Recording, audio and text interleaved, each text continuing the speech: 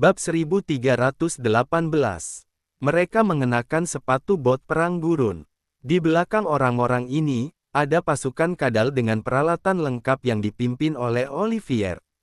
Mereka menggunakan konvoi sebagai perlindungan, memakai helm anti-peluru MPLS yang dilengkapi dengan headset komunikasi, perangkat penglihatan malam dan juga kacamata pelindung.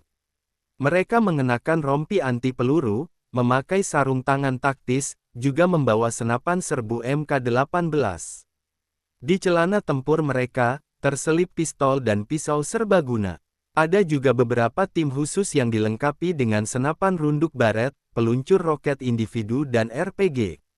Bisa dilihat dengan jelas bahwa tim yang terdiri dari 500 orang bersenjata lengkap itu memiliki kemampuan tempur yang sangat kuat. Pengaturan pasukan ini sudah cukup untuk mengintimidasi beberapa negara kecil. Di belakang mereka, ada pasukan pertahanan negara yang dipimpin oleh MiG, yang datang dengan truk militer dalam jumlah besar. Pasukan itu berjumlah sekitar 30.000 orang.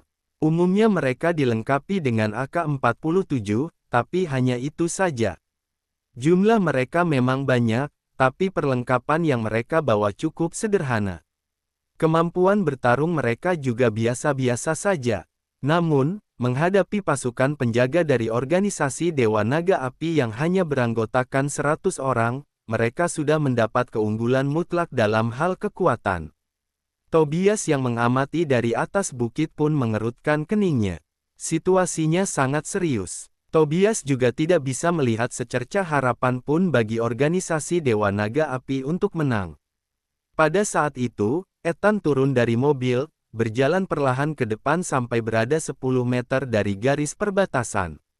Olivier dan Mick mengikuti di samping Ethan. Surya, kamu punya satu kesempatan terakhir. Bubarkan organisasi Dewa Naga Api sekarang juga, lalu kembalilah bersamaku untuk menerima hukumanmu. Ini satu-satunya cara untuk menghindari perang dan pertumpahan darah, kata Ethan sambil tersenyum. Surya mendengus dingin, lalu berkata, aku juga akan memberimu kesempatan terakhir untuk segera meminta maaf pada semua anggota organisasi Dewa Naga Api, lalu kembalilah ke kota Vanti. Kalau enggak, aku akan menendang pantatmu. Lancang, wajah Ethan langsung berubah muram. Organisasi Cahaya Dewa adalah organisasi terbesar di dunia, dengan hampir 2 miliar pengikut yang tersebar di seluruh dunia. Mereka memiliki jumlah pengikut yang besar dan juga sejarah yang panjang. Organisasi Cahaya Dewa memiliki kekayaan dan harta yang tak terhitung. Mereka juga memiliki kemampuan bertarung tingkat tinggi. Sebagai orang dengan posisi tinggi di organisasi raksasa ini, salah satu dari 3 petinggi, Ethan selalu merasa dirinya paling hebat kemanapun dia pergi. Dia merasa dirinya adalah orang yang harus dipuja dan dihormati oleh para pengikut. Bahkan ada beberapa pengikut yang memuja Ethan sebagai dewa. Kapan ada yang berani bicara seperti ini padanya? Ethan memandang Surya, lalu berkata perlahan, sepertinya kamu masih belum menyadari kekuatan sebenarnya dari organisasi Cahaya Dewa, ya. Kebetulan sekali, aku memang ingin melihatnya, balas Surya dengan dingin. Ethan menyipitkan matanya, menyiratkan ancaman di matanya. Prajurit suci, atas nama Dewa Cahaya, hancurkan orang-orang sesat ini. Teriak Ethan. 9 prajurit suci memimpin pengawal suci, lalu mulai perlahan-lahan berjalan mendekati perbatasan.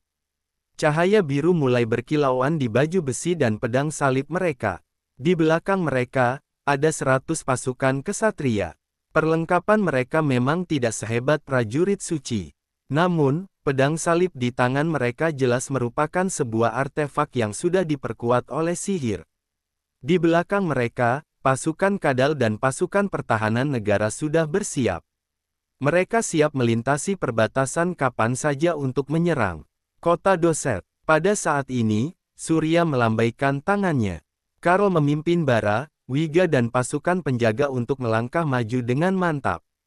Peperangan besar akan segera terjadi. Bab 1319. Surya dan Ethan saling menatap di langit yang berseberangan. Mereka adalah orang yang paling hebat dalam pertarungan di tempat ini. Keduanya saling berhadapan dan menekan satu sama lain. Keduanya sama sekali tidak membiarkan satu sama lain untuk melakukan pembantaian terhadap anak buah mereka sendiri. Gerakan sekecil apapun yang dilakukan oleh salah satu pihak, pasti akan memicu pecahnya perang di antara mereka. Beberapa menit kemudian, kedua belah pihak tiba di perbatasan. Pedang salib dari 9 prajurit suci semuanya menyala dengan api energi spiritual emas. Sebuah tekanan yang mendesak datang dan udara menderu kencang. Karl berteriak keras, kemudian memunculkan pedang es kegelapan di tangannya, sebelum menghunuskannya langsung pada 9 prajurit suci. Atas nama Dewa Cahaya, lenyapkan orang sesat itu. Para prajurit suci berteriak dan bergegas menerjang ke arah Karl. Karl berteriak, melangkah maju dengan pedang es kegelapan dan segera bertarung dengan 9 prajurit suci. Seni bela diri para prajurit suci sangat ganas. Api energi spiritual pada pedang salib melonjak dengan liar. Kesembilan prajurit itu mengepung Karl, lalu mengayunkan pedang di tangan mereka masing-masing sampai menimbulkan suara desingan keras. Karl tetap menanggapi dengan tenang, memblokir dari kiri dan kanan menggunakan sebilah pedang yang memancarkan rasa dingin, tidak melancarkan serangan balik ke arah 9 orang itu. 1 lawan 9, tetapi Karl sama sekali tidak kalah. Kekuatan kultivator kuat di tingkat suci memang tidak perlu diragukan lagi. Namun, kekuatan prajurit suci sebanding dengan tingkat suci. Kesembilan prajurit itu mengepung Karl dan menebasnya dengan momentum yang mencengangkan. Pada saat yang sama, pasukan penjaga dari kedua belah pihak juga bertarung bersama sambil berteriak. Pedang salib berhadapan dengan pedang perisai panjang. Percikan api yang tak terhitung jumlahnya langsung meledak. Bara dan Wiga memimpin dan memasuki medan perang. Kedua belah pihak berteriak sambil mengangkat pedang mereka satu sama lain. Surya menyaksikan medan perang dalam diam. Ethan menunjukkan senyuman di wajahnya seolah dia memiliki peluang untuk menang dan terlihat sangat santai. Faktanya, pasukan penjaga organisasi Cahaya Dewa sedikit lebih unggul dalam hal kekuatan. Hanya saja, pasukan penjaga organisasi Dewa Naga Api mempunyai 2 kultivator alam spiritual, yaitu Bara dan Wiga, sehingga baru dapat menstabilkan situasi. Namun, saat pertarungan semakin sengit, orang-orang di kedua sisi sudah ada yang terluka dan terjatuh. Teriakan bergema di seluruh tempat dan darah mewarnai tanah menjadi merah. 9 prajurit suci yang mengepung Karl tidak dapat mengalahkannya dalam waktu yang lama. Mereka berteriak serempak, lalu mengobarkan api energi spiritual di tubuh mereka. Api itu juga melonjak dengan liar di pedang salib milik mereka. Mereka meningkatkan kekuatan spiritual mereka ke titik ekstrim dan terus menyerang secara gila-gilaan kepada Karl.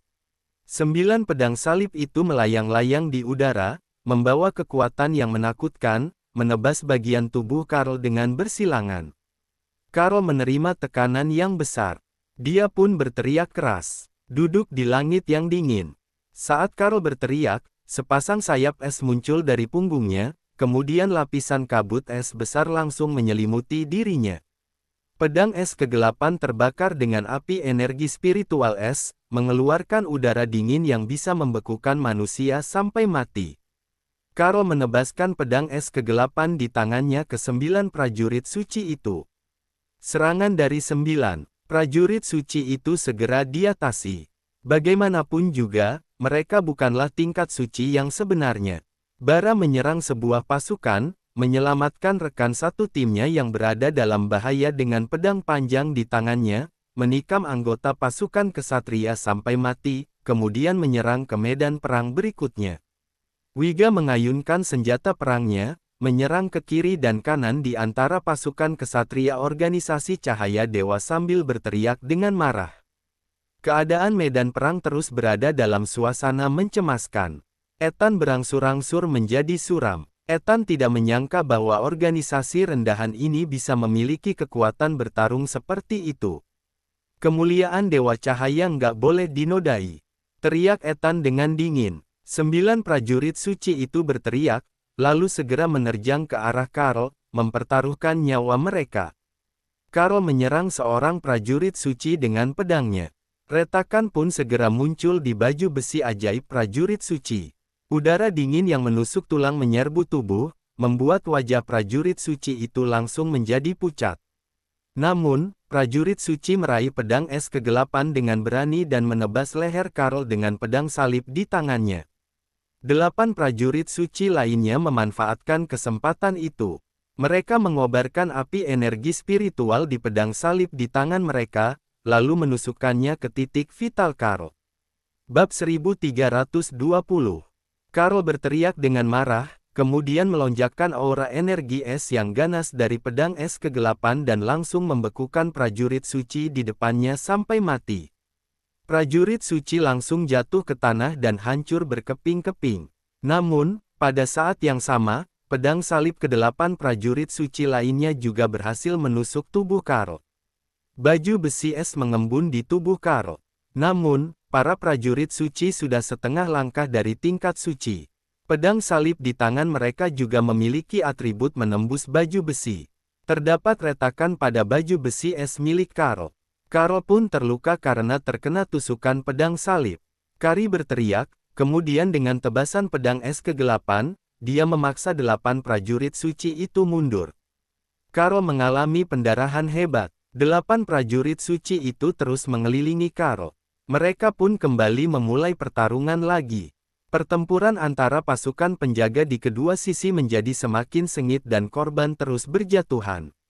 Di medan perang, suara gemuruhnya sangat keras, darah berceceran di mana-mana, anggota tubuh yang terputus juga terlempar ke segala arah. Surya dan Ethan saling menatap di udara, sorot mata mereka sangat dalam dan gelap. Saat ini, Ethan tiba-tiba tersenyum sambil merapalkan doa. Setelah beberapa saat, cahaya keemasan muncul di tubuh Ethan. Kemudian, dia mengangkat tangannya dan membuat sebagian besar cahaya keemasan jatuh ke badan pasukan kesatria. "Deni kemuliaan Dewa Cahaya!" teriak Ethan. Dalam sekejap, semua anggota pasukan kesatria tampak seperti telah diberi suntikan semangat. Mereka mulai berteriak dan bergegas menerjang pasukan penjaga organisasi Dewa Naga Api, mengabaikan keselamatan mereka sendiri dan bertarung mati-matian. Pada saat ini, semua anggota pasukan kesatria menunjukkan teknik bertarung yang mengancam jiwa. Mereka mengerahkan setiap tebasan dengan seluruh kekuatan mereka, tanpa memperhatikan pertahanan. Mata Surya menjadi gelap. Ethan merapal teknik sihir membuat semangat. Teknik sihir ini awalnya hanya teknik sihir tingkat menengah dan hanya bisa digunakan pada satu target. Namun, Ethan mampu mengubahnya menjadi teknik sihir kelompok, yang jelas bukan lagi teknik sihir membuat semangat pada umumnya. Hal ini seharusnya menjadi keunikan organisasi Cahaya Dewa. Keberadaan teknik sihir hebat seperti ini memiliki efek yang sangat jelas. Hanya dalam beberapa menit, pasukan penjaga tampak akan kalah. Bara dan Wiga mulai kelelahan. Karl bertarung lagi dengan 8 prajurit suci. Pertarungan antara kedua belah pihak berlangsung dengan sengit. Awalnya, sebagai kultivator tingkat suci puncak, Karl dapat mengalahkan para prajurit suci yang berada setengah langkah dari tingkat suci dengan telak dalam hal kekuatan. Namun, karena prajurit suci menyerang Karl dalam jumlah banyak, memakai baju besi dengan kuat dan juga mempunyai pedang salib, prajurit suci jadi mempunyai pertahanan dan kekuatan bertarung yang meningkat, bahkan hampir setara dengan Karl. Saat melihat itu, Olivier mengangkat tangannya perlahan. Pasukan kadal di belakang Olivier mulai bergerak menuju perbatasan. Tobias berdiri di atas bukit sambil mengerutkan alisnya. Pasukan penjaga organisasi Dewa Naga Api telah kalah dari pasukan kesatria organisasi Cahaya Dewa.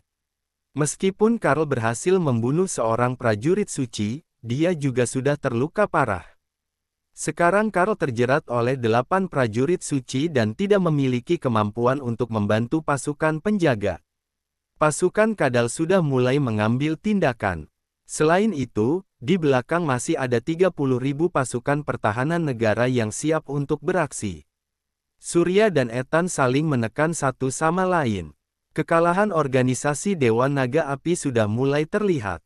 Tobias menghela napas dalam-dalam dan mulai mengkhawatirkan nasib Koana. Begitu organisasi Cahaya Dewa benar-benar mengalahkan organisasi Dewa Naga Api, organisasi Dewa Naga Api bisa saja menggunakan insiden ini untuk memulai perang di Koana. Mick beraliansi dengan organisasi Cahaya Dewa, Olivier dari organisasi Pilia dan pasukan kadalnya. Kekuatan ini akan menimbulkan konsekuensi bencana bagi Koana, bahkan bisa saja menghancurkan Koana. Semua orang tahu bahwa kekuatan organisasi Cahaya Dewa lebih dari itu. Di balik organisasi Pilia, ada juga dukungan dari negara-negara sekutu. Kegiatan favorit mereka adalah menumbangkan rezim negara lain, mendukung pemerintahan boneka, kemudian mengambil keuntungan untuk mengosongkan negara itu. Bab 1321. Tobias merasa sangat khawatir. Dia menatap asisten di sampingnya, lalu berkata sambil mengerutkan keningnya, "Bersiaplah untuk menghubungi Mick dan katakan posisi kita." "Baik," sahut kedua asistennya. Saat mereka datang, mereka sudah mempersiapkan semuanya, termasuk berkorban. Pada saat ini, pasukan penjaga telah dipukul mundur oleh pasukan kesatria, bahkan Bara sudah terluka dan tidak dapat bertahan lagi. Pasukan kadal telah melintasi perbatasan, 30.000 pasukan pertahanan negara juga mulai bergerak maju di bawah perintah Mick. Tampaknya organisasi Dewa Naga Api sudah akan musnah seluruhnya. Namun, pada saat ini, sosok cantik berjubah putih muncul dan datang ke medan perang. Di belakang wanita itu, terdapat kerumunan yang lebih padat dan gelap, tidak bisa dilihat ada berapa banyak orang yang ada di sana. Tobias tampak kaget. Apa yang terjadi? Wanita berjubah putih itu tidak lain adalah Bianca, wanita suci dari organisasi Dewa Naga Api. Wanita itu memimpin 20.000 pengikut organisasi Dewa Naga Api ke medan perang. Bianca berdiri di belakang medan perang, mengangkat tangannya sambil berteriak, "Kemuliaan adalah milik organisasi Dewa Naga Api, penguasa Naga Api ada bersama kita." Pada saat yang sama, 20.000 umat mulai berlutut dan berdoa. Saat Bianca melambaikan tangannya, tubuhnya bersinar dengan cahaya merah yang bermekaran. Sebagian besar cahaya merah menimpa anggota pasukan penjaga. Pesona alam. Dalam sekejap mata, mata para anggota pasukan penjaga mulai menjadi merah. Mereka bernapas dengan terengah-engah, lalu bergegas menerjang pasukan kesatria tanpa memedulikan keselamatan mereka sendiri. Pertempuran yang lebih intens dan berdarah kembali dimulai. Kekuatan iman yang disebabkan oleh pesona alam Bianca dan doa dari 20.000 pengikut yang taat menyebabkan anggota pasukan penjaga organisasi Dewa Naga Api langsung masuk dalam keadaan gila. Mereka menjadi lebih tidak takut mati dan gila dibandingkan anggota pasukan kesatria. Mereka sama sekali tidak peduli dengan pedang salib yang menghunus mereka. Mereka justru mencoba untuk menusukkan pedang panjang mereka ke tubuh musuh sebanyak mungkin, menukar luka dengan luka dan nyawa dengan nyawa. Dalam keadaan yang mencekam ini, jika dibandingkan, semangat pasukan kesatria tidak ada artinya. Hanya dalam sekejap mata, pasukan penjaga organisasi Dewa Naga Api membalikkan kekalahan tersebut. Pasukan kesatria mulai merasa kesulitan untuk bertahan dan mundur secara bertahap. Tobias terkejut. Tobias tahu bahwa ada seorang wanita suci di organisasi Dewa Naga Api. Konon katanya, semua orang yang mendengar pidato wanita suci akan menjadi pengikut di organisasi Dewa Naga Api tanpa kecuali. Hal itu benar-benar sangat ajaib. Namun, Tobias tidak menyangka bahwa wanita suci ini akan memiliki kemampuan yang begitu menakutkan. Jauh di atas bukit, bahkan Tobias seperti dipengaruhi oleh semacam kekuatan. Dia jadi memiliki keinginan untuk memasuki medan perang, lalu bertarung demi organisasi Dewa Naga Api. Saat ini, wajah Ethan menjadi suram. Setelah melihat ini, Olivier melambaikan tangannya. Pasukan kadal pun maju dengan cepat. 30.000 pasukan pertahanan negara juga mulai melangkah maju di bawah komando Mick. Namun, pada saat ini, sesosok tubuh yang besar menukik turun dari langit. Ular naga api muncul di langit, tepat di atas pasukan pertahanan negara. Saat ular naga api itu mengaum, beberapa bola api besar keluar dari mulutnya dan mendarat di antara pasukan pertahanan negara. Deru ledakan terus berlanjut, pasukan pertahanan negara segera jatuh ke dalam lautan api. Pasukan pertahanan negara yang tak terhitung jumlahnya jatuh sambil meratap dan terbakar hangus menjadi hitam. Ekspresi Mick sontak berubah drastis. Melihat hal ini, Olivier tak bisa lagi memedulikan pertarungan di depan dan hanya bisa memerintahkan pasukan kadal untuk memutar senjata mereka, lalu melancarkan serangan senjata api pada ular naga api tersebut. Namun, ular naga api itu sangat lincah di angkasa, kadang naik ke langit, kadang menukik dan memuntahkan bola api. Peluru padat dari pasukan kadal, bahkan RPG, tidak bisa menimbulkan kerusakan efektif pada ular naga api itu. Korban dari pasukan pertahanan negara menjadi terus meningkat. Ethan menjadi sangat marah. Dia langsung mengembunkan pedang api ilahi di tangannya, lalu melesat ke udara. "Lawanmu adalah aku," Surya berteriak keras, memanggil Trisula Perunggu, lalu terbang untuk menghentikan Ethan. Bab 1322. Ethan menatap Surya sambil berkata dengan nada dingin, "Cari mati." "Haha, hanya karena memiliki cincin bobrok itu, apa kamu merasa nggak terkalahkan?" Tanya Surya dengan ekspresi mengejek di wajahnya. Ekspresi mengejek Surya itu membuat Ethan sangat marah. Dia pun berteriak, "Dasar bodoh. Cincin api ilahi ini adalah artefak yang diberikan oleh Dewa Cahaya pada Yang Mulia Pemimpin Suci. Di dalamnya berisi api surgawi. Kalian para serangga akan terbakar habis karena cincin ini. Benarkah? Kalau begitu, aku sangat ingin melihatnya," balas Surya sambil tersenyum acuh tak acuh. Ethan langsung naik pitam dan mengembunkan pedang api ilahi di tangannya. Suhu di langit tiba-tiba meningkat, lalu awan api besar muncul di langit, memantulkan warna merah cerah di daratari. Surya tersenyum sambil menyahut, kelihatannya biasa saja. Ethan sangat marah hingga hampir muntah darah. Benda ini adalah artefak. Namun, pria sombong ini berani menggambarkan cincin api ilahi dengan komentar seperti itu. Hal ini tidak bisa dimaafkan. "Terimalah hukuman dari api surgawi," teriak Ethan. Kemudian dia berseru kembali, "Pedang aliran api." Ethan mengayunkan pedangnya dan menebas ke arah Surya. Dalam sekejap, api surgawi yang ganas menyembur keluar dari pedang api ilahi dan bergegas menuju Surya. Ruang di sepanjang jalan hangus hitam seolah-olah ruang itu terbakar oleh api ilahi ini. Surya berteriak keras, energi spiritual melonjak ke seluruh tubuhnya. Kemudian, bila trisulanya berubah menjadi ilusi, seolah-olah hanya virtual saja. Surya menghindar untuk menghindari api yang datang, lalu membalikkan tubuhnya 90 derajat di udara, sebelum menerkam Ethan secepat kilat dan menebas dengan trisulanya. Kelopak mata Ethan berkedut saat dia melihat trisula yang melesak tanpa ragu-ragu itu. Tebasan rambang. Senjata Surya ternyata memiliki kemampuan tebasan rambang. Hal ini sangat mengejutkan Ethan. Perlu diketahui bahwa kemampuan ini hampir termasuk dalam teknik terlarang. Untuk melakukan kemampuan itu, selain membutuhkan energi spiritual yang menakutkan dan besar, orang itu juga membutuhkan pemahaman tentang aturan ruang di tingkat yang sangat tinggi. Bahkan di seluruh dunia, juga tidak ada banyak orang yang mampu melakukannya. Sejauh yang Ethan tahu, hanya Yang Mulia Pemimpin Suci yang penuh teka-teki itu yang menguasai kemampuan ini. Pemuda di depannya ini ternyata bisa melakukannya juga. Tebasan rambang memiliki sifat memotong segalanya. Tidak ada yang berani membiarkan tebasan itu mengenai tubuh mereka sendiri. Kekuatannya termasuk yang kedua setelah tombak gelombang. Jenis teknik sihir ini cukup menakutkan.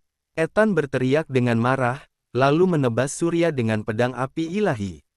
Surya kembali berbelok aneh di udara, tiba di punggung Ethan, lalu menebas pinggang pria itu. Namun, ketika Surya melambaikan trisulanya, Ethan berteriak keras sambil mengeluarkan 3 kepala dan 6 mata untuk fokus pada medan perang, lalu menebas dengan pedangnya. Surya tidak bisa menahan api yang membakar segalanya itu, jadi dia hanya bisa menunduk untuk menghindarinya. Keduanya takut akan kemampuan menakutkan satu sama lain, lalu mulai bertarung di udara dan mencari peluang. Saat ini, pertarungan di bawah juga memasuki tahap yang sengit. Karl bertarung melawan 8 prajurit suci, kedua belah pihak saling terlibat dengan sengit. Pasukan penjaga organisasi Dewa Naga Api, karena didukung oleh pesona alam Bianca dan diberkati oleh kekuatan iman dari 20.000 pengikut yang taat, jadi mereka menjadi semakin berani saat bertarung. Hal ini telah membuat pasukan kesatria organisasi Cahaya Dewa kewalahan. Pasukan kesatria mulai menderita banyak korban jiwa dan kekalahan. Pasukan Kadal dan pasukan pertahanan negara yang berjumlah 30.000 orang menderita banyak korban di bawah bola api ular naga api yang ganas. Mereka kelelahan dan tidak punya waktu untuk peduli dengan medan perang di sini. Situasi telah mengalami perubahan mendasar. Tobias yang berada di atas bukit sangat terkejut hingga ternganga lebar. Tobias tidak pernah menyangka kekuatan tempur organisasi Dewa Naga Api akan sekuat itu. Kesampingkan pertarungan Surya dengan Ethan terlebih dahulu, karena kekuatan mereka seimbang. Namun, kekuatan ular naga api sungguh menakjubkan. Kemampuan wanita suci itu juga membuat Tobias tidak dapat memahami sebenarnya kekuatan macam apakah itu. Bab 1323. Masih ada juga 20.000 pengikut yang berlutut untuk berdoa. Kekuatan tak kasat mata selalu menyelimuti pasukan penjaga, menyebabkan efektivitas bertarung mereka meningkat. Dengan berbagai atribut tambahan, organisasi Cahaya Dewa akan dikalahkan. Namun, kemudian Tobias secara bertahap menunjukkan ekspresi senang. Jika organisasi Dewa Naga Api benar-benar mengalahkan organisasi Cahaya Dewa, semua masalah akan selesai. Tentu saja ini merupakan kabar baik bagi Koana. Jika organisasi Dewa Naga Api menang, setelah apa yang Mick lakukan terhadap organisasi Dewa Naga Api, organisasi Dewa Naga Api pasti tidak akan membiarkan mereka pergi. Organisasi Dewa Naga Api dapat menggunakan dalih untuk menyelamatkan pengikutnya dan secara langsung menyerang negara Teria, kemudian menggulingkan rezim Mick yang baru didirikan atau mengizinkan Terence yang mendukung organisasi Dewa Naga Api untuk kembali berkuasa, bahkan bisa melakukan rezim boneka. Setelah organisasi Dewa Naga Api menguasai negara Teria, pasti akan ada keuntungan besar. Koana sebagai negara pertama yang mendukung organisasi Dewa Naga Api, juga bisa mendapatkan beberapa keuntungan. Setelah organisasi Dewa Naga Api mendukung Terence untuk mendapatkan kekuasaannya kembali, bagaimana mungkin Terence tidak memberikan manfaat pada organisasi Dewa Naga Api? Tidak peduli bagaimanapun itu, organisasi Dewa Naga Api dan Koana akan mendapat banyak manfaat. Hanya saja, Tobias melirik Surya dan Ethan yang sedang bertarung sengit. Keduanya adalah orang yang paling hebat di sini. Mereka juga merupakan kunci penentuan hasil perang. Sekarang hanya bisa mengatakan bahwa organisasi Dewa Naga Api ada harapan untuk menang. Apakah mereka benar-benar bisa menang atau tidak? Semua tergantung pada hasil pertarungan kedua orang ini. Pada saat ini, Surya sedang mengelilingi Ethan, menyerbu dengan kecepatan tinggi, mencoba mendekati Ethan dari segala sudut dengan gerakannya yang sulit dipahami, kemudian menggunakan tebasan rambang untuk melayangkan serangan yang fatal. Namun, pedang api ilahi milik Ethan memang sangat kuat. Ditambah dengan sosok berkepala 3 miliknya, dia dapat mengontrol dinamika penuh di medan perang. Jadi, setiap kali Surya membuat kemajuan mendadak, dia selalu gagal di bawah pedang api ilahi. Namun, Surya tidak menyerah untuk menyerang, melainkan terus melakukan serangan mendadak. Selama Ethan tidak berhati-hati, dia pasti akan terkena serangannya. Setelah pertarungan yang panjang, ditambah dengan kemampuan gerakan aneh Surya, Ethan benar-benar merasakan ancaman yang sangat besar. Ethan melirik pertarungan di bawah. Pasukan mereka sudah kalah. Dia harus menyelesaikan pertarungan ini secepatnya untuk mendukung pertarungan di bawah. Ethan memaksa Surya mundur dengan pedangnya, mengangkat tinggi pedang api ilahi sambil berseru dengan dingin, pedang matahari terbit. Untuk sesaat, semua nyala api menghilang, tetapi suhu di sekitar semakin meningkat dan terasa sangat panas. Surya sedikit mengernyit, melihat pedang api ilahi yang telah menjadi seperti pedang biasa, bahkan agak menghitam dan patah. Ethan mencibir sambil berkata, "Agar kamu lebih paham, biar aku memberitahumu betapa kuatnya pedang matahari terbit." "Oh, aku ingin mendengar detailnya," sahut Surya seraya tersenyum. Ethan menjelaskan dengan dingin, pedang matahari terbit memadatkan api surgawi dari langit dan mengubahnya menjadi pedang. Ia tidak memiliki api, tapi benda apapun yang bersentuhan dengan pedang matahari terbit akan langsung menguap, bahkan nggak meninggalkan abu. "Apa kamu sudah siap untuk mati?" "Belum," jawab Surya dengan tenang. Ethan berteriak, "Pergilah ke neraka." Begitu melintas, Ethan langsung menebaskan pedang matahari terbit ke arah Surya. Surya melesat dan berpindah 10 meter jauhnya. Sementara itu, di tempat Surya berdiri sebelumnya, terdengar suara gemuruh. Retakan hitam yang tak terhitung jumlahnya muncul di ruang yang panjangnya hampir 100 meter dan lebar 10 meter, kemudian menghilang dalam sekejap. Surya mengerutkan kening. Pedang matahari terbit hampir melelehkan ruang angkasa. Apa benar kekuatannya begitu mengerikan?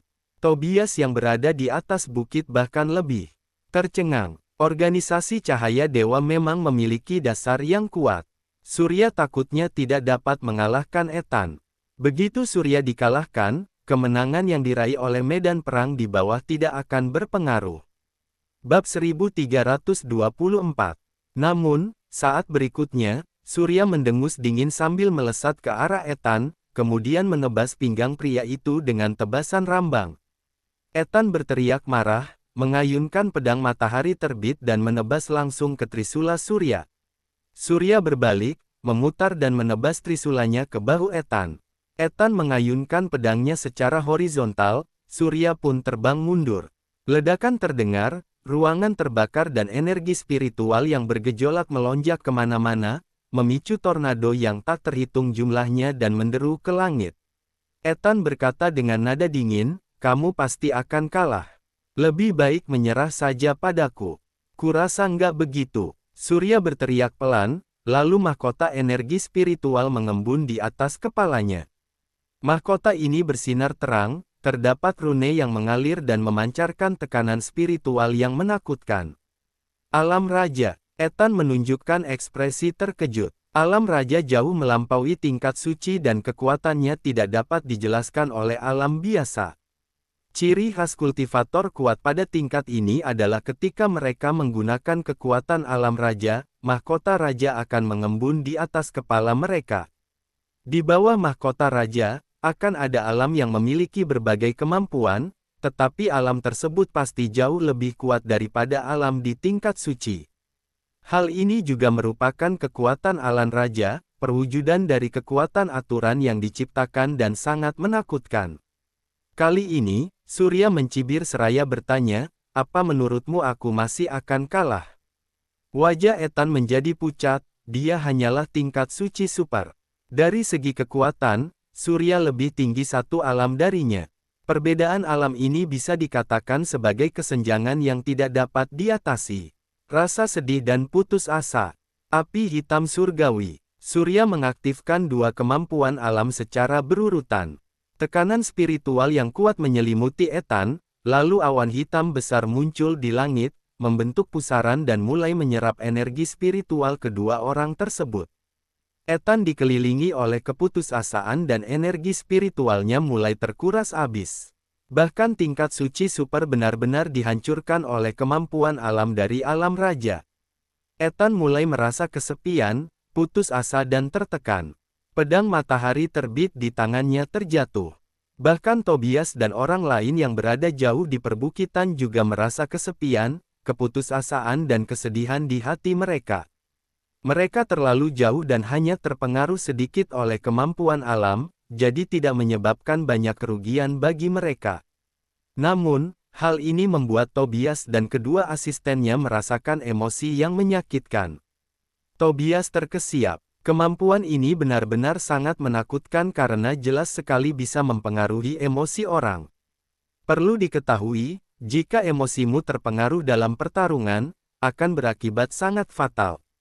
Terlebih lagi, ada awan hitam yang menakutkan, yang seolah-olah membuat langit terlihat akan runtuh. Apakah orang-orang awam itu masih berani melawan dalam situasi ini? Kali ini, Surya mengangkat trisulanya dan bergegas menerjang ke arah Ethan lagi. Surya mengayunkan pedang tebasan rambang itu dengan ganas. Melihat dirinya akan terkena serangan, Ethan berteriak dengan liar, kemudian melepaskan api di cincin api ilahi sambil berseru, "Baju berselimut api." Saat Ethan berteriak, cincin api ilahi melepaskan suhu tinggi hingga 10 juta derajat yang menyelimutinya. Api yang berkobar langsung memaksa Surya mundur. Api bersuhu tinggi yang ganas itu hampir tidak dapat diakses oleh hal apapun. Ethan berdiri di dalam api sambil tertawa liar. Bab 1325. Dasar bodoh. Apa kamu tahu kenapa organisasi Cahaya Dewa bisa berdiri kokoh selama ribuan tahun? Surya hanya menatap Ethan dengan dingin sambil menyipitkan matanya. Ethan berkata dengan menggila, "Itu karena fondasi organisasi Cahaya Dewa. Selama ribuan tahun, fondasi yang dikumpulkan oleh organisasi Cahaya Dewa di luar nalar dari semut seperti kalian. Kekuatan artefak bukanlah sesuatu yang bisa kalian ketahui. Apa kamu merasa kalau kamu adalah kultivator alam raja, jadi bisa mengalahkan aku?" Surya memegang trisulanya sambil mengerutkan kening. Saat ini, Ethan terbungkus api, seperti dewa yang mengendalikan api sampai membuat seluruh langit diterangi oleh nyala api. Bahkan kekuatan alam surya juga ditekan. Asal tahu saja bahwa kekuatan artefak tersebut memang menakutkan dan sebenarnya dapat membuat tingkat suci super bersaing dengan kultivator alam raja. Fondasi organisasi Cahaya Dewa sungguh mengagumkan. Ethan berjalan menuju Surya selangkah demi selangkah dengan tetap terbungkus oleh api, lalu berteriak, "Kekuatan artefak cukup untuk menutupi kesenjangan kekuatan. Alam raja juga bukan hal yang patut disombongkan di hadapanku. Apa kamu mengerti, semut kecil?"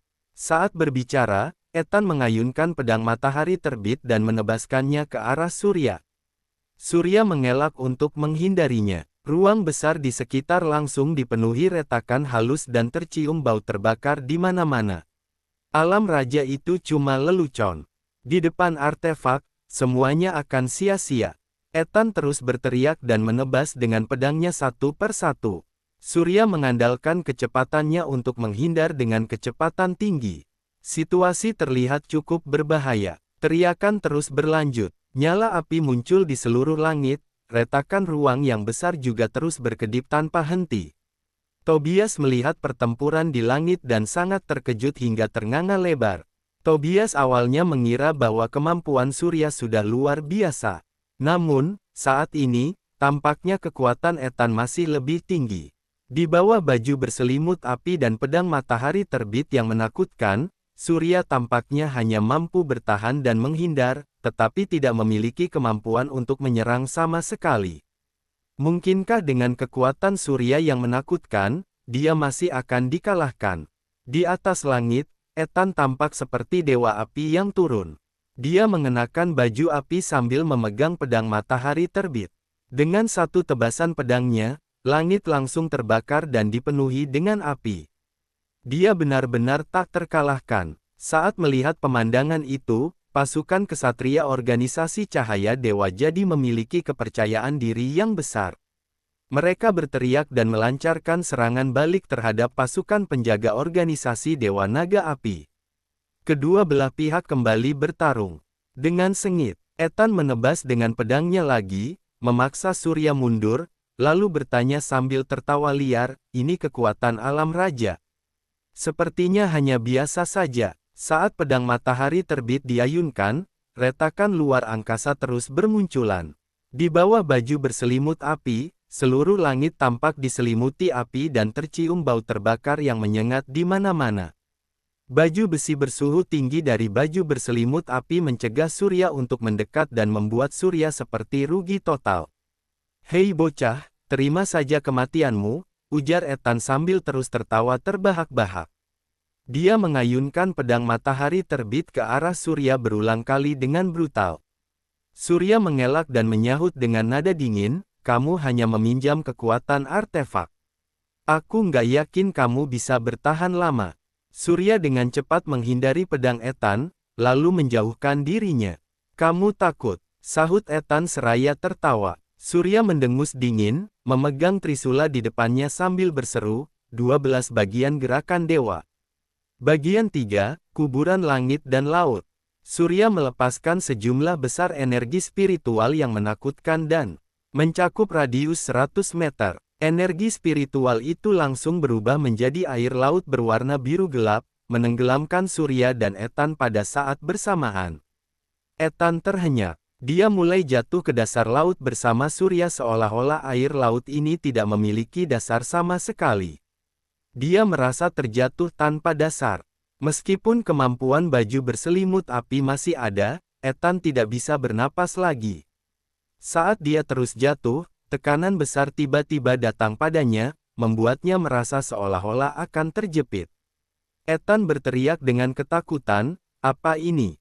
Suara Ethan tenggelam oleh air laut, tetapi ucapannya masih bisa diketahui dari gerakan mulutnya. Surya terjatuh bersama Ethan. Melihat itu, Surya menjawab sambil tersenyum, 12 bagian gerakan dewa adalah keterampilan dewa yang bahkan dapat membunuh dewa. Apa menurutmu kamu bisa bertahan hidup dengan artefakmu? Bab 1326. Ketakutan yang tak ada habisnya membuat Ethan kewalahan. Ethan menjadi ketakutan dan panik. Cincin api ilahi yang Ethan banggakan sepertinya tidak cukup untuk menyelamatkannya lagi. Hal menakutkan macam apa 12 bagian gerakan dewa ini, yang bahkan dapat menampung kekuatan artefak cincin api ilahi. 12 bagian gerakan dewa adalah keterampilan dewa yang diberikan oleh naga tua kepada Surya.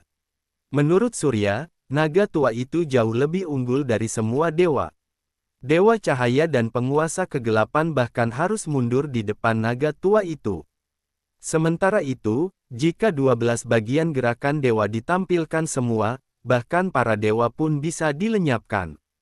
Kekuatan 12 bagian gerakan dewa sangat menakutkan, inilah pesan yang disampaikan oleh naga tua itu kepada Surya. Surya membenci karakter tercela naga tua itu, tetapi dia tidak pernah meragukan kekuatan naga tua itu. Sayangnya, dengan kekuatan alam rajanya saat ini, Surya hanya bisa memahami dan melepaskan 3 bagian pertama. Hal ini sudah menjadi batasnya. Pada saat ini, seiring dengan mereka yang terus tenggelam, kekuatan dari cincin api ilahi juga berkurang drastis. Ethan tidak bisa bernapas dan sudah merasa tercekik. Tekanan air laut yang sangat besar membuat kobaran api di baju berselimut api berangsur-angsur menghilang. Rasa penindasan yang sangat besar datang, seolah-olah hal itu akan menghancurkan Ethan kapan saja. Rasa takut yang mendalam menghampiri Ethan, membuatnya menjadi sangat panik. Selain itu, perasaan kesepian dan putus asa yang merasuki jiwa masih menyebar dan hilangnya energi spiritual dalam jumlah besar masih terus berlanjut. Ditambah dengan kekuatan kuburan langit dan laut yang mengerikan, semua ini sudah cukup untuk menghancurkan keyakinan siapapun. Ethan mulai merasa takut dan ingin kabur dari sini. Ethan berusaha mati-matian untuk meningkatkan kekuatan spiritualnya, mengekstraksi kekuatan cincin api ilahi dan berenang ke atas. Namun, tekanan besar dengan berat puluhan juta ton terus membuat Ethan tenggelam. Jika dilihat, air di bawah Ethan berwarna biru tua dan sedalam neraka. Ini nggak mungkin. Ethan berteriak marah, kemudian menggunakan seluruh energi spiritualnya untuk mengeluarkan kekuatan cincin api ilahi. Namun, hal itu tetap tidak membantu. Kerusakan terus-menerus dari rasa sedih dan putus asa serta api hitam surgawi, ditambah dengan kekuatan mengerikan dari kuburan langit dan laut, sudah jauh melebihi kekuatan Ethan. Bahkan cincin api ilahi juga tidak dapat mendukung Ethan lagi. Surya tersenyum sambil bertanya, apa kamu masih berpikir kalau alam raja biasa saja?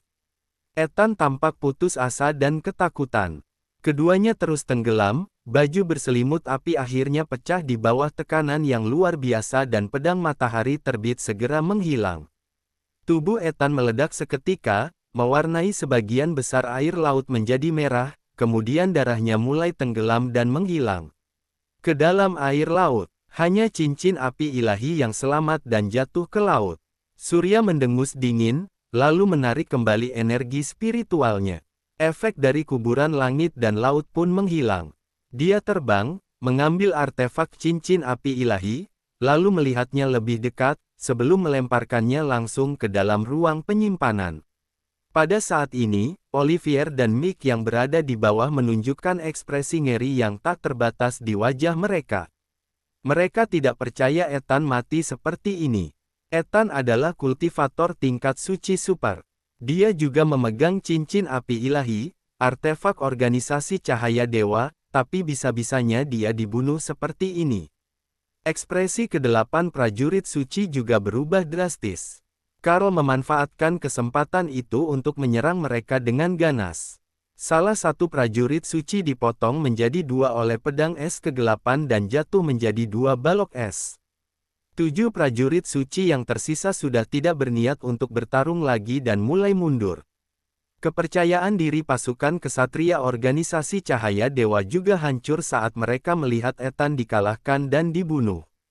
Saat ini, Bianca berteriak keras. Kemuliaan adalah milik penguasa naga api, hancurkan mereka.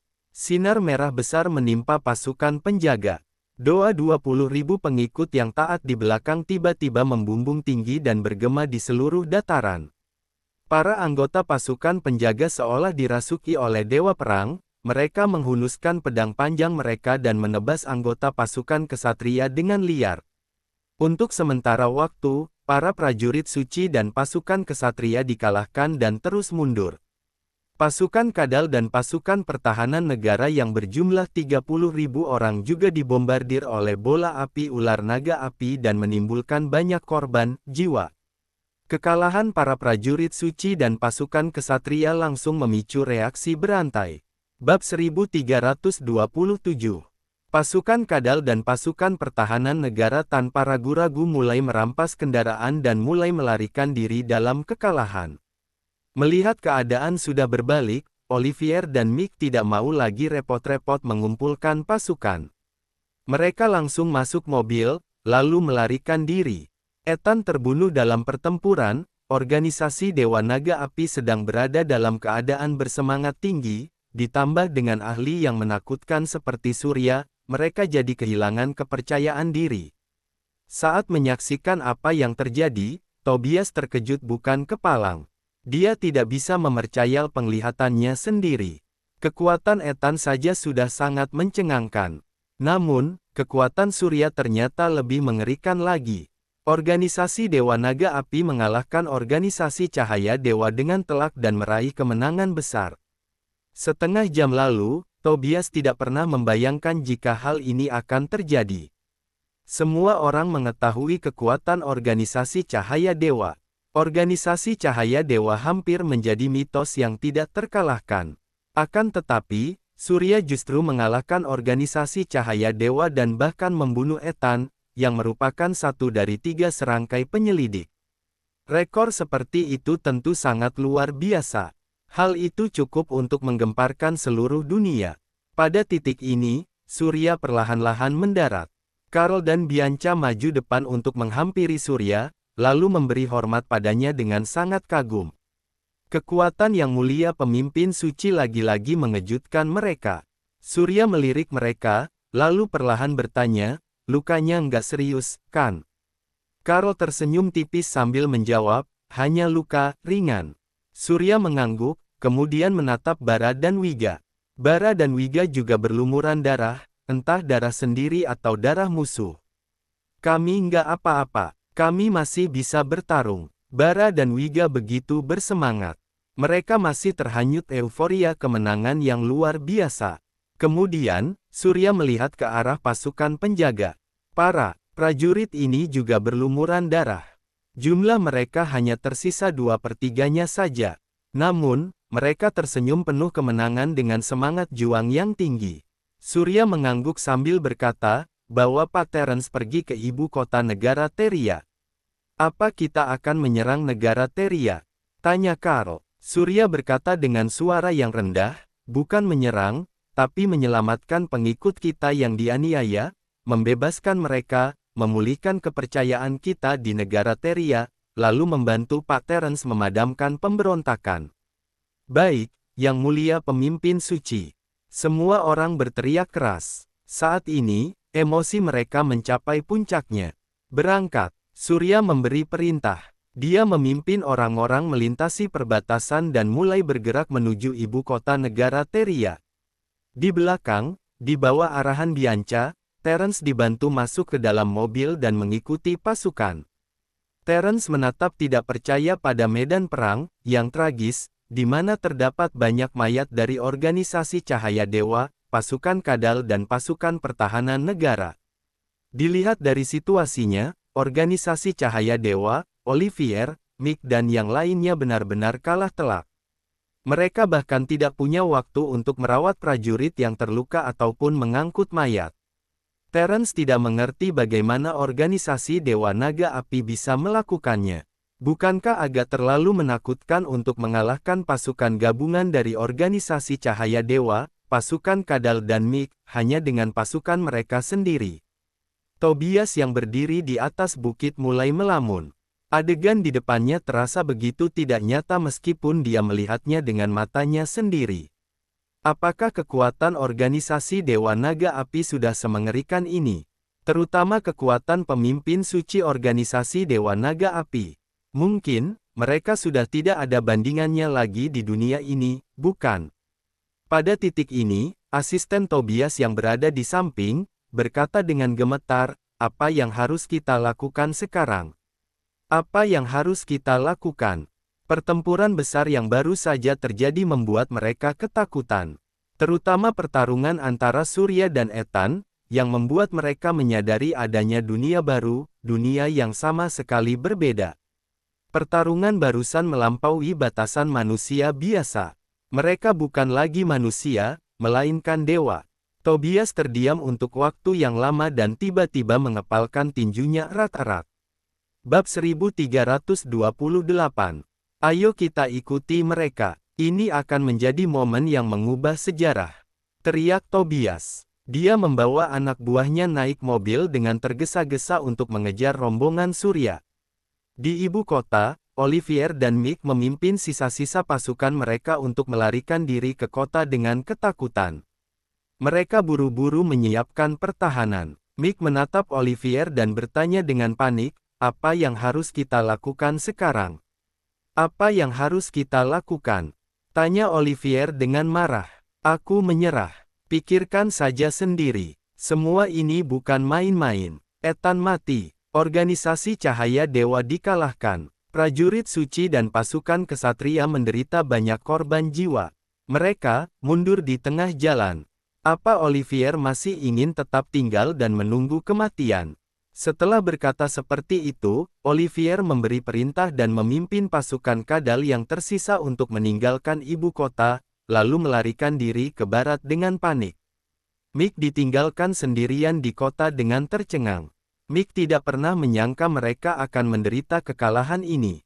Dengan kekuatan organisasi Cahaya Dewa, tanpa diduga mereka bisa dikalahkan. Ethan yang begitu kuat dan memiliki artefak sekalipun juga mati. Apa yang akan dia lakukan? Mick merasa sangat ketakutan. Organisasi Cahaya Dewa bisa pergi. Olivier bisa melarikan diri. Mereka bukan berasal dari negara Teria, jadi mereka bisa kabur begitu saja. Namun, bagaimana dengan dirinya? Mick adalah penduduk asli negara Teria. Kemana lagi dia bisa pergi? Pasukan pertahanan negara Mick juga hanya tersisa lebih dari 10.000 orang. Mick sendiri juga tidak yakin jika orang-orang ini mampu mempertahankan tempat ini. Dalam kepanikan, Mick pun menggertakkan giginya dan mulai menghubungi beberapa angkatan bersenjata asing dan menjanjikan banyak hal pada mereka. Selama mereka bersedia, Mick tidak keberatan membagi wilayah negara Teria dengan mereka, untuk menyelamatkan nyawanya. Tempat-tempat ini memang telah didiami oleh berbagai macam kekuatan. Di antara orang-orang ini, tidak jarang yang lebih memilih uang dibanding nyawanya sendiri. Sekarang, Mick hanya bisa menaruh harapan pada angkatan-angkatan bersenjata tersebut. Duduk di gedung kantor kepresidenan, Mick merasa gelisah layaknya cacing kepanasan. Setelah seharian, tidak ada satupun angkatan bersenjata yang membalas pesan Mick. Kegelisahan dan kecemasan layaknya kabut, terus menyelimuti kepalanya. Tiba-tiba saja, ponsel di atas meja berdering. Mick meraih ponselnya dengan gembira. "Halo, Mick, menyerahlah sekarang juga dan jalani proses pengadilan. Kalau enggak, kamu akan mati tanpa dikubur." Suara Terence yang penuh amarah terdengar di ujung telepon. Diiringi suara berdentang, ponsel itu jatuh ke lantai. Mick terlihat pucat pasi. Yang ditunggunya bukan pasukan bantuan, melainkan telepon dari Terence. Semuanya sudah berakhir. Sementara itu, Surya memimpin pasukan penjaga yang terdiri dari 20.000 pengikut setia menuju ibu kota negara Teria dan mengatur pasukan di tembok kota. Di jalanan dan bangunan kota, tampak pasukan pertahanan negara sedang melihat sekeliling dengan sembunyi-sembunyi. Surya keluar dari mobil, lalu berdiri di depan kota dengan tangan di belakang punggung. Di belakang Surya, berdiri Karl, Bianca, Bara, Wiga, Terence dan pasukan penjaga. Di belakang mereka, berdiri 20.000 orang pengikut setia dengan tatapan mata yang tegas dan penuh percaya diri. Tobias mengikuti pasukan tersebut. Dia menyaksikan adegan tersebut dan merasa sangat emosional. Siapa sangka organisasi Dewa Naga Api mampu mengalahkan pasukan sekutu organisasi Cahaya Dewa, datang kemari, lalu berjaga di tembok kota. Surya tersenyum tipis. Dia menatap Terence dan bertanya, "Pak Terence, apa yang dikatakan Mick?" "Mick tidak mengatakan apapun, Yang Mulia," kata Terence dengan rendah hati. Surya tersenyum lembut, lalu berkata, "Kalau begitu, ayo kita masuk." Surya melangkah masuk. Semua orang mengikutinya tanpa ragu-ragu. Sepanjang perjalanan, Surya berjalan dengan santai sambil menyebarkan kekuatan pikirannya. Setiap kali mendeteksi posisi pasukan pertahanan negara, Surya akan langsung menghancurkan mereka dengan beberapa bola api. Bola api yang melampaui jarak dan memiliki kekuatan penghancur yang begitu besar ini membuat pasukan pertahanan negara yang ketakutan, tidak mungkin untuk melawan. Sepanjang perjalanan, pasukan pertahanan negara yang bahkan tidak sempat untuk menyerah, langsung tumbang terkena bola api Surya. Bab 1329. Meskipun hanya teknik bola api yang paling mendasar, di tangan Surya. Bola-bola api itu berukuran beberapa kali lebih besar dibanding bola api biasa. Warna mereka merah tua, daya ledak mereka sebanding dengan peluru artileri berat, sehingga membuat pasukan pertahanan negara meratap. Ular naga api berputar dan mendesis di langit. Suara ledakan bola api terus menggema di seluruh kota. Para penduduk kota buru-buru menutup rapat pintu mereka karena merasa cemas. Dengan cara seperti ini, Surya berjalan perlahan-lahan menuju gedung kantor kepresidenan, layaknya seorang turis. Semua orang berdiri di depan gedung kantor kepresidenan dengan raut wajah penuh semangat.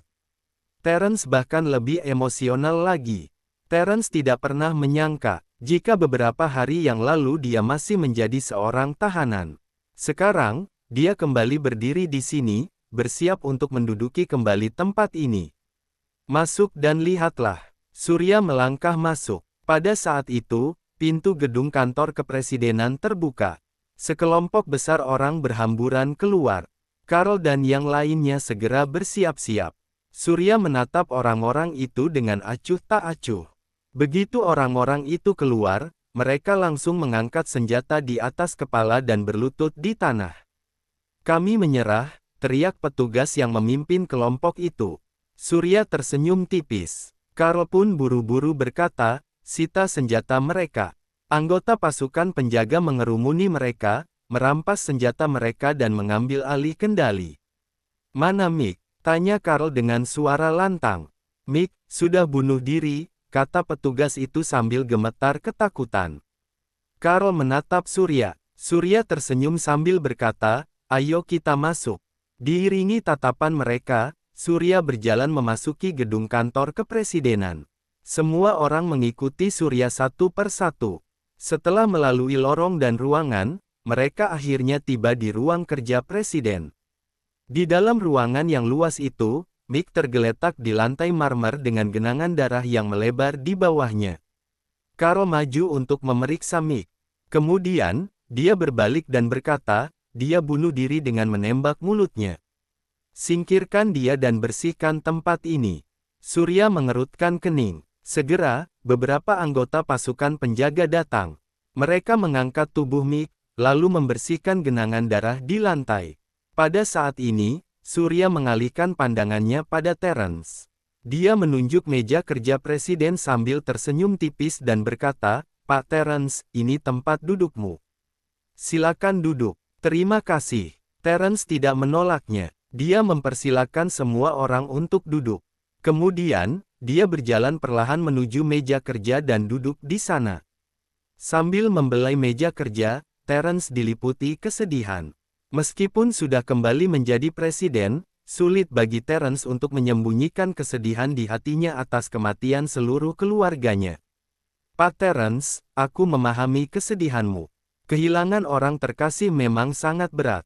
Tapi, saat ini kamu harus segera mengambil alih stasiun televisi, media massa dan semua departemen. Juga, menata kembali pasukan dan segera menyampaikan pidato melalui televisi," kata Surya pelan. Terence mengangguk. Kemudian, Surya menoleh ke arah Carl dan berkata, "Kalian segera berangkat.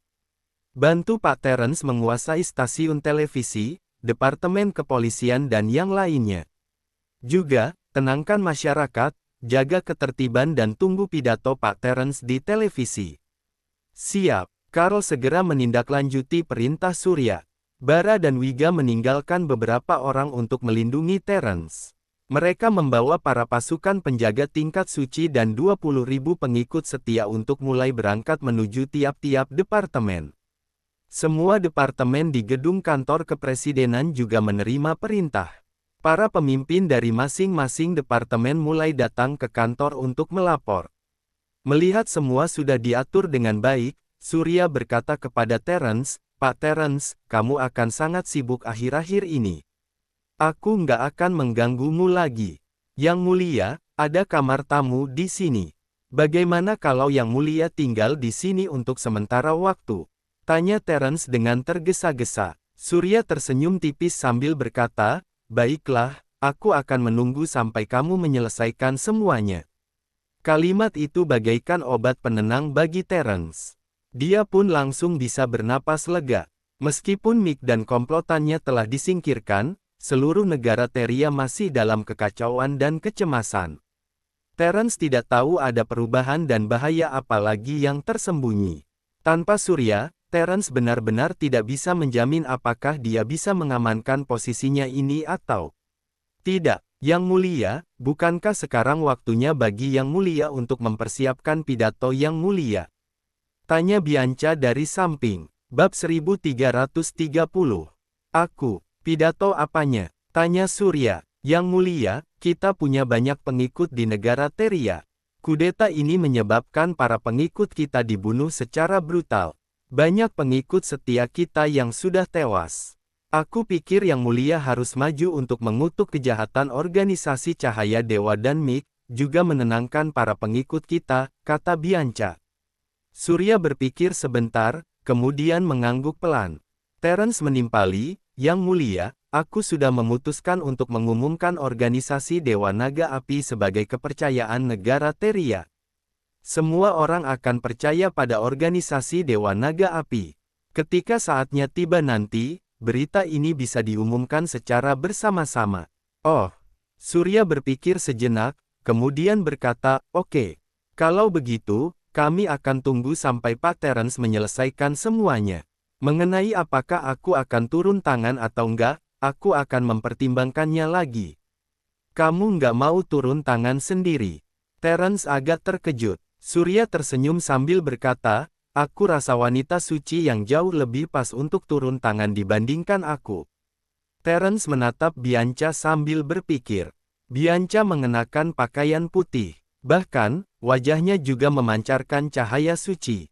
Sosoknya memang menarik. Surya juga menghela napas di dalam hati. Bianca memiliki kekuatan ilahi dalam tubuhnya, karena dipuja oleh para pengikutnya untuk waktu yang lama. Bagian dari kekuatan ilahi ini membuat Bianca memancarkan cahaya suci dan agung dari dalam keluar. Bahkan, Bianca lebih seperti seorang pemimpin suci dibanding Surya. Bianca terdiam selama beberapa saat, termasuk menyetujui pernyataan Surya. Selanjutnya, Terence mengatur Surya untuk tinggal di kamar tamu gedung kantor kepresidenan. Sementara, Bianca meninggalkan gedung kantor kepresidenan bersama belasan pengikutnya. Carl dan yang lainnya mengambil alih berbagai departemen di ibu kota untuk membantu Terence dalam pekerjaan selanjutnya. Segala sesuatu yang dikerjakan disusun secara terorganisir dan sistematis. Pada saat ini, Surya justru menganggur dan menghabiskan waktu seharian untuk berkeliling di sekitar gedung kantor kepresidenan. Keesokan paginya, Terence muncul di televisi untuk memberikan pidato nasional. Mula-mula Terence mengecam keras kudeta MiG dengan menyatakan bahwa tindakan berkolusi dengan angkatan bersenjata asing untuk menumbangkan pemerintah adalah tindakan ilegal yang serius. Kemudian, Terence berfokus memberikan pujian setinggi-tingginya pada organisasi Dewa Naga Api. Dia menyatakan bahwa organisasi Dewa Naga Api membantu menyelamatkan negara Teria dengan melenyapkan MiG, yang bergabung dengan pasukan Kadal Olivier dan pemberontakan organisasi Cahaya Dewa. Terakhir, Terence mengumumkan bahwa dia sudah mendapatkan kembali kendali atas kekuatan politik dan menumpas pemberontak sepenuhnya. Dia menyatakan bahwa organisasi Dewa Naga Api memiliki peran yang sangat penting dalam hal ini. Oleh karena itu, Terence mengumumkan organisasi Dewa Naga Api sebagai kepercayaan nasional di negara Teria. Negara Teria akan menerapkan ajaran organisasi Dewa Naga Api dan menindak tegas kekuatan organisasi Cahaya Dewa. Tidak diragukan lagi, pengumuman ini merupakan berita yang sangat mengejutkan dan membuat seluruh Alaria geger. Perlu diketahui jika organisasi Cahaya Dewa adalah organisasi yang begitu besar dan kuat. Belum ada negara yang berani secara terang-terangan mengumumkan pengusiran organisasi Cahaya Dewa. Organisasi Dewa Naga Api yang sebelumnya tidak terkenal ini, langsung menarik perhatian seluruh negara di Alaria. Setelah Terence selesai berpidato, Bianca yang merupakan wanita suci dari organisasi Dewa Naga Api, muncul di televisi. Dengan raut wajah serius, Bianca mengungkap kekejaman organisasi Cahaya Dewa terhadap pengikut organisasi Dewa Naga Api. Bianca meminta negara-negara di Alaria untuk memboikot organisasi Cahaya Dewa. Bianca juga mengumumkan sumbangan sebesar 1 triliun uang negara Aerovia atas nama organisasi Dewa Naga Api, untuk membantu revitalisasi negara Teria dan membantu pengikut organisasi Dewa Naga Api di negara Teria. Setelah telekonferensi berakhir, masyarakat negara Teria bersemangat untuk bergabung dengan organisasi Dewa Naga Api. Bukan hanya karena organisasi Dewa Naga Api membantu Terence mendapatkan kembali kekuasaannya, juga karena 1 triliun uang negara Aerovia itu bukan jumlah yang sedikit. Setiap pengikut yang bergabung dengan organisasi Dewa Naga Api akan mendapatkan subsidi. Sebelumnya, reputasi organisasi Dewa Naga Api di Teria sudah bagus. Ditambah publisitas dari Terence dan bantuan moneter, semua orang langsung menjadi makin fanatik. Melihat pidato dua orang itu di TV, Surya terus menyunggingkan senyuman kecil. Terence memang wajar melakukan itu untuk membalaskan budi. Namun, mengenai pidato Bianca, Surya cukup terkejut saat menyaksikannya. Sekarang, Bianca sudah benar-benar dewasa. Pesona alam Bianca tampaknya memancar melalui televisi, mempengaruhi masyarakat umum. Kemampuan ini tampaknya makin kuat. Surya mengangguk, sebelum memasuki ruang penyimpanan. Di dalam ruang penyimpanan, cincin api ilahi melayang dengan tenang di udara. Batu rubi pada cincin itu memancarkan cahaya merah berkilauan bagaikan bintang merah yang indah dan mempesona di langit malam. Bab 1331. Surya melambaikan tangannya. Cincin api ilahi itu pun muncul di telapak tangan Surya. Surya mengamati cincin tersebut. Cincin kecil itu tertutup rapat oleh inskripsi dan memancarkan kilau yang memesona. Dalam sekilas, ia terlihat bukan seperti benda biasa. Surya sendiri sudah merasakan kekuatan benda ini. Kekuatannya memang benar-benar luar biasa. Jika bukan karena dukungan altar Dewa Naga dan banyaknya kartu truf yang dimilikinya, belum tentu Surya mampu melawan Ethan yang memiliki cincin tersebut. Cincin itu memang layak menyandang gelar sebagai artefak. Surya mencoba mengenakan cincin itu di jarinya. Jika Surya bisa menggunakan cincin ini, bukankah cincin ini akan menjadi kartu truf tambahan bagi dirinya?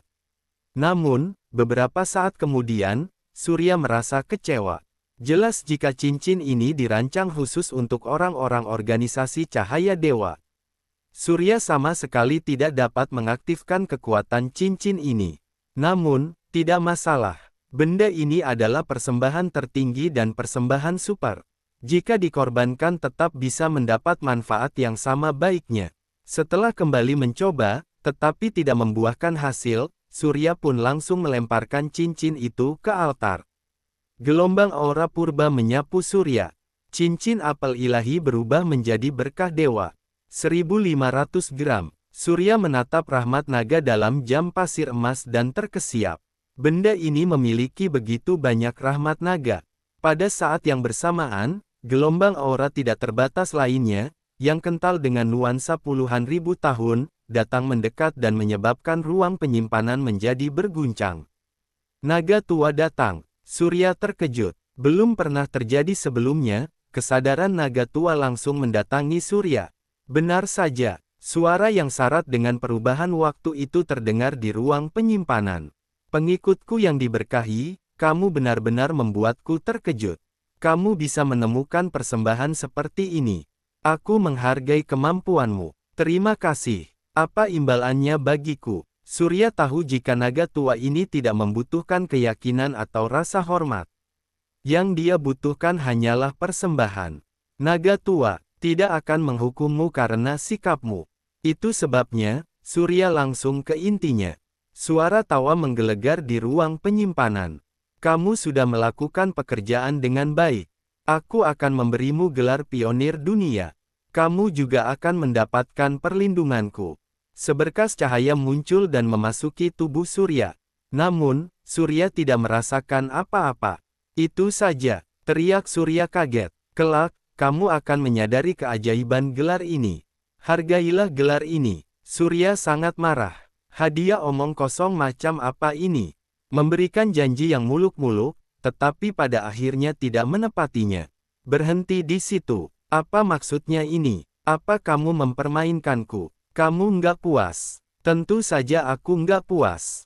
Aku mendapatkannya dengan mempertaruhkan nyawaku. Kamu hanya memberiku janji yang muluk-muluk. Nanti ujungnya kamu nggak menepatinya. Teriak Surya dengan marah.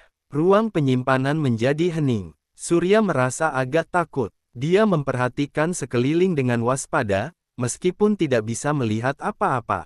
Setelah sekian lama, akhirnya suara naga tua itu kembali terdengar.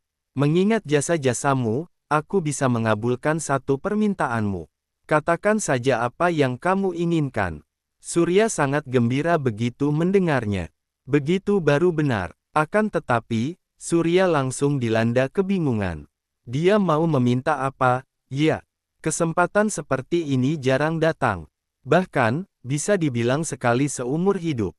Jadi, harus dipikirkan matang-matang. Alhasil, Surya terjerumus ke dalam penderitaan yang luar biasa. Raut wajahnya mulai berubah dan berkerut. Bab 1332. Setelah sekian lama, Surya pun menggertakkan giginya dan berkata, hancurkan organisasi Cahaya Dewa. Bisa dibilang, organisasi Cahaya Dewa adalah musuh terbesar Surya. Apalagi setelah kejadian ini, organisasi Cahaya Dewa, Surya dan organisasi Dewa Naga Api milik Surya, bisa dibilang merupakan musuh bebuyutan. Dengan pondasi yang dimiliki organisasi Cahaya Dewa, jika perang besar benar-benar terjadi di antara kedua belah pihak, Surya mungkin tidak akan mampu melawan organisasi cahaya dewa. Terutama pemimpin suci organisasi cahaya dewa. Konon, orang ini memiliki kekuatan magis yang menggemparkan dunia dan tidak terkalahkan di dunia ini. Ditambah dengan pondasi yang dibangun organisasi cahaya dewa selama puluhan juta tahun, mereka mungkin memiliki lebih dari satu artefak seperti cincin api ilahi ini, yang menjadikannya ancaman besar tersembunyi bagi Surya. Begitu Surya mengucapkan keinginannya, terdengar suara dari naga tua. Seperti yang kamu inginkan, organisasi cahaya dewa akan dimusnahkan. Kalau begitu, apa mereka sudah musnah sekarang? Tanya Surya sambil menjulurkan kepalanya. Organisasi cahaya dewa memang akan dimusnahkan. Tapi, enggak sekarang. Kesadaran naga tua itu akhirnya menghilang bagaikan gelombang pasang.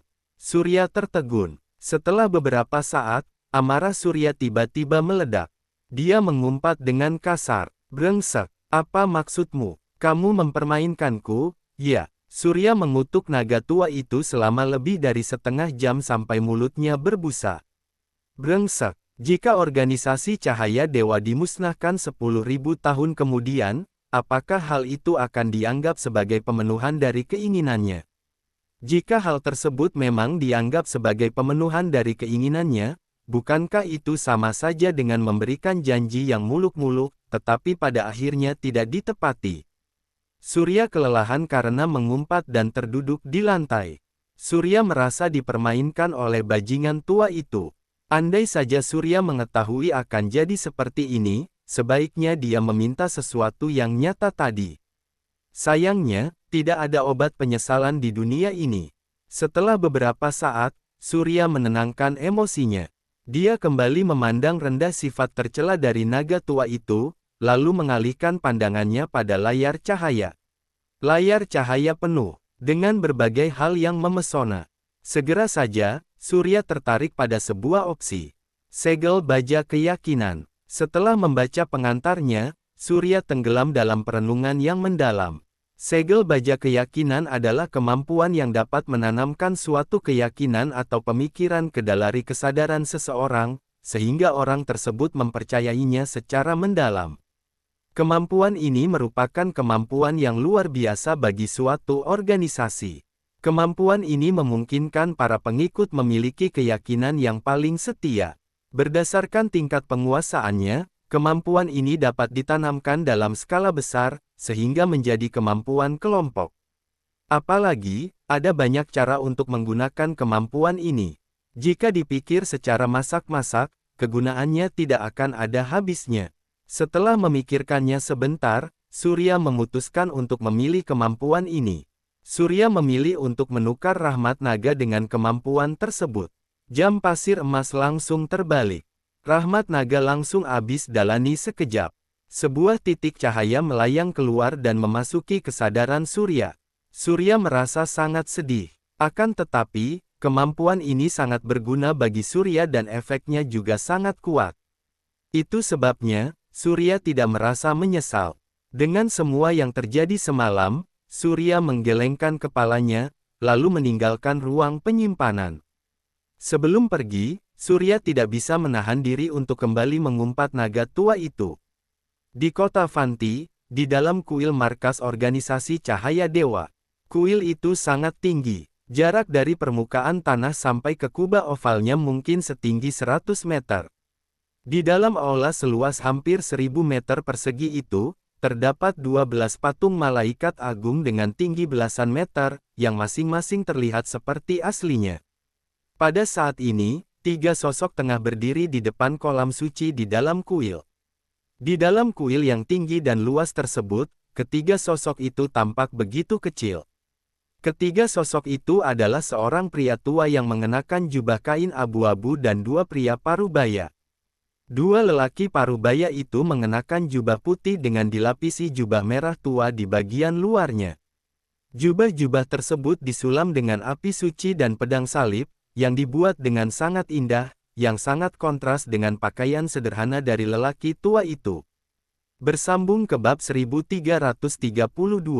Terima kasih.